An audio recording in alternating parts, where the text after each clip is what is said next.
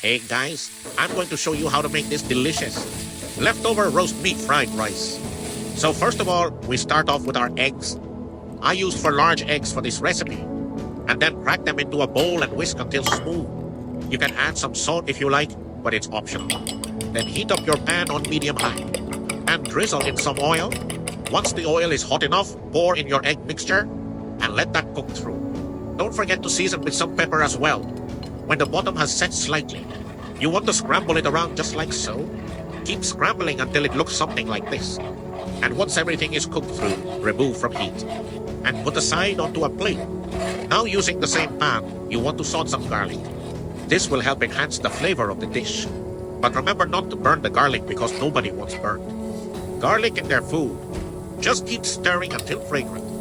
Next, throw in your leftover roast meats. In my case, I had pork belly and chicken breast. If you have any other leftovers lying around, feel free to use those instead. It doesn't really matter what kind of protein you use. The key here is to get rid of your leftovers. Give that a quick stir before adding in soy sauce. Soy sauce adds color and umami to the dish. But don't overdo it. Mix everything together thoroughly until every piece of meat is coated. With the soy sauce, let that sit there for about a minute or two so the flavors can meld together. Afterwards, throw in your day-old rice. Make sure it's cold when you do this, or else the grains might stick together. Spread out the rice evenly across the pan and give it a good mix. Again, this helps combine all the ingredients. For an even distribution of flavor, toast the rice for about 2 minutes, just until lightly golden brown. Doing this step ensures that each grain remains separate.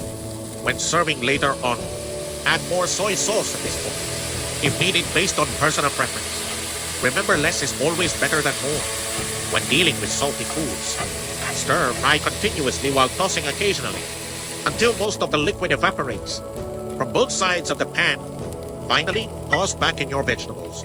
Here I added mixed frozen veggies, which included carrots, peas, corn kernels, green beans, and red bell peppers. Cook these down quickly since they are already free. Cook, just warm them through while keeping them crisp still inside. Season again with salt and pepper if desired, depending upon taste buds. Lastly, finish cooking by throwing in your scrambled eggs back into the wok. Combine everything together evenly throughout without breaking apart pieces. 2 small yet perfectly bite-sized chunks that won't fall apart easily during eating time. And there you have it, folks. A simple way to turn yesterday's dinner into today's lunch without spending hours preparing. Thanks for watching till the end. Hope you enjoyed learning something new today.